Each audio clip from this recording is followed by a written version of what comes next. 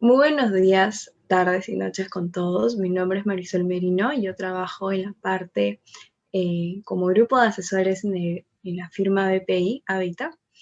Entonces, ahora hemos hecho para ustedes y elaborado un curso llamado El negocio inmobiliario desde cero. Este curso está bajo la empresa Assessment, que también es parte y firma del grupo BPI. Lo hemos dividido en diferentes módulos para entender un poquito más sobre los términos en bienes raíces y que puedan entender cómo se realiza cada proyecto y cada inversión en ella. Entonces, empecemos. En el módulo 1 vamos a aprender a cómo gestionar el riesgo.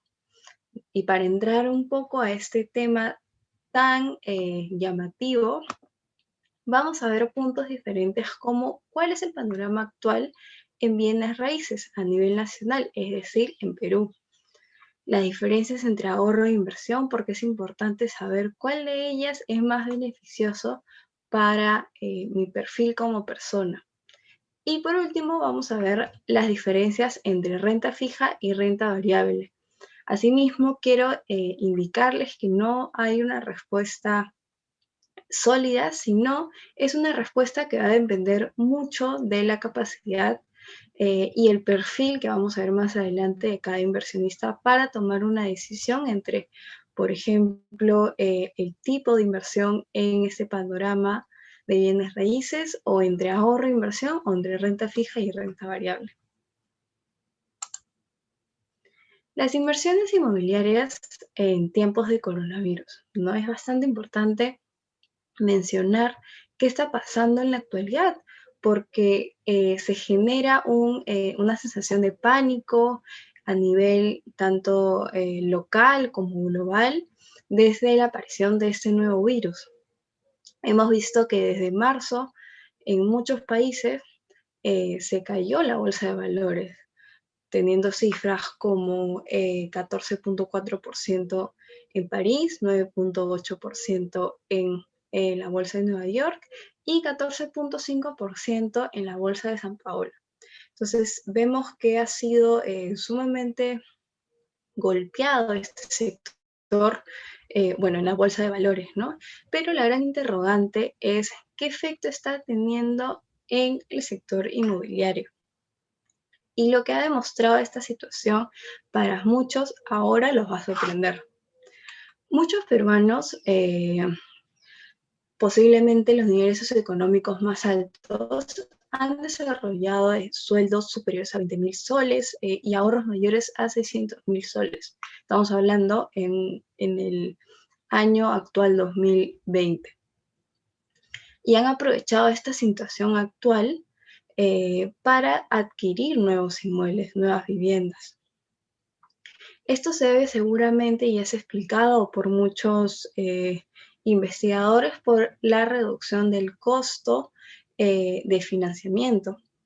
Los créditos hipotecarios están ubicados en un 7.86% a principios del año 2020 y terminaron aproximadamente en octubre, noviembre, en un 6.46%. Entonces, claramente vemos que es un incentivo para adquirir una solicitud de préstamo hipotecario porque el costo a pedir el préstamo es menor. También encontramos diferentes características como vemos en, en nuestra diapositiva, como los altos montos de inversión, y esto también se debe por la inversión directa que da un inversionista que tiene un análisis panorámico de cómo llevar a cabo y financiar su propio proyecto. Cada vez se requiere más dinero. Sí, señores, cada vez se requiere más dinero porque cada año a año las exigencias en ese sector son bastante rigurosas, ¿no? Se requiere dinero en diseños arquitectónicos, en temas legales hay que ser bastante analítico.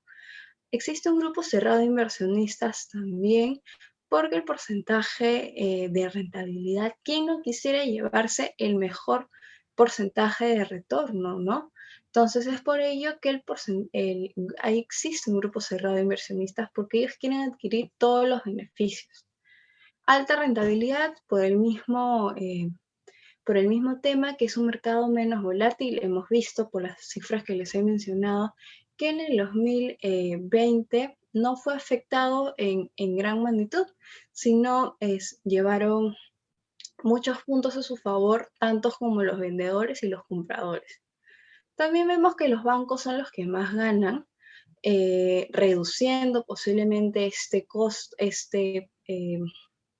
porcentaje de retorno, y la inversión es más estable y duradera porque nos genera menos riesgo.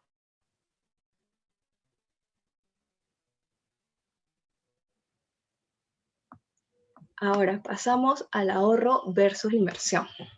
El ahorro, como nos mencionan, es un hábito saludable, un hábito financiero saludable. Muchos de nosotros, y recordarán cómo hemos ahorrado a lo largo de los años. De repente tenemos una familia y hemos ahorrado para llegar a llevar a todos a un viaje esperado, pero este ahorro ha sido progresivo. Hemos estado ahorrando durante años, durante largos meses, en donde nos hemos visto netamente trabajar y sacar un porcentaje para ahorrar y poder materializar estos sueños a un largo plazo. Sin embargo, en la inversión vemos un éxito financiero garantizado, en donde este ahorro ya no se convierte en un largo plazo, sino en la inversión podemos ver y podemos materializar estos sueños a un corto plazo. Ahora les explico cómo lo vemos reflejado en un ejemplo. Tenemos a la empresa, a la entidad financiera raíz. Muchos de nosotros hemos escuchado lo que es una cuenta a plazo fijo. Entonces, en esta financiera, al invertir o al desembolsar 10.000 soles en un plazo de 12 meses con una TREA del 5%, es decir, porcentaje de retorno, nos da una ganancia de 10.500. Efectivamente, sí, son 500 soles netamente por ahorrar, pero esto es lo máximo que una entidad financiera puede generar, porque las cajas, los bancos no te dan un porcentaje de TREA mayor a 5, nos dan muchas veces hasta 4, o va a depender mucho del monto de inversión, es decir, que si nosotros queremos invertir entre comillas, desembolsar 1.000 soles, nos van a dar posiblemente una TREA de 1%, 1.5%. Entonces, hay que analizar. ¿Qué nos conviene más? ¿Dejar nuestro dinero estancado, dejar nuestro dinero dormido o invertir y poder tener más de estos 10.500 o esta ganancia de 500 soles? Por otro ejemplo, vemos, nosotros trabajamos al conjunto con BPI Habitat, que es otra firma del grupo BPI. Entonces, en este grupo invertimos 10.000 soles, ¿ok? A un plazo mismo de 12 meses con una rentabilidad, en este caso de 15%. ¿Y por qué hay una mayor rentabilidad frente a una entidad financiera? Porque en el caso de inversión podemos llegar a invertir en la bolsa de valores, en financiamiento de proyectos, y en este caso tomando brevemente el ejemplo del sector inmobiliario, obteniendo una ganancia de 11.500. Entonces vemos que existe un mayor porcentaje de rentabilidad. Lo que recomendamos a todos ustedes en este primer módulo es que ahorren para invertir y no para generarse gastos, no para generarse gastos innecesarios. Continuando, tenemos a la renta fija versus la renta variable. La renta fija, para que lo entiendan y sea mucho más fluido este cuadro, la renta fija te genera una seguridad. ¿Por qué? Porque fija un porcentaje de rentabilidad que va a estar sujeto a un vencimiento, va a fijar mediante garantías el pago de sí o sí de esta empresa, versus una renta variable que muchas veces está sujeta su rentabilidad a las ganancias del mercado, es decir, que no nos brinda una seguridad acertada porque también existe muchas veces una rentabilidad incierta. Entonces vemos el cuadro. En la renta fija vemos ejemplos de bonos, pagarés, créditos hipotecarios, letras de cambio. En cambio, en la renta variable encontramos acciones porque están netamente la definición es que un accionista adquiera todo el riesgo de la empresa. También vemos ejemplos de fondos de inversión, bonos y obligaciones convertibles. El nivel de riesgo, como les comenté, la renta fija lo tiene a un nivel bajo. Y acá quiero detenerme para explicarles. No existe si lo vamos a ver en un lado personal, si lo vemos en un panorama sector inmobiliario, financiero, no existe una opción sin riesgo. Siempre va a haber un riesgo y es por eso que este módulo te queremos comentar de cómo gestionar este riesgo. Va a haber, muchas veces vamos a encontrar un riesgo bajo, un riesgo moderado, un riesgo alto, pero siempre va a existir. Lo que debemos hacer es aprender a tomar estas decisiones en base al riesgo. Entonces encontramos en la renta variable un riesgo alto. En la renta fija vemos que la principal razón de este riesgo es por el impago de la empresa. También, como les había mencionado, la empresa emite, por ser renta fija, una garantía, ya sea un crédito hipotecario, ya sea una letra de cambio, para garantizar al inversor un pago de sí o sí al culminar la fecha establecida. El porcentaje de rentabilidad en la renta fija, eh, como les dije, es un corto a largo plazo.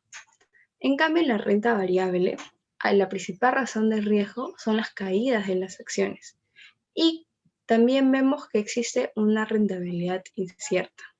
Recuerda seguirnos en nuestras redes sociales de Facebook e Instagram. Assessment, Nuevos Horizontes.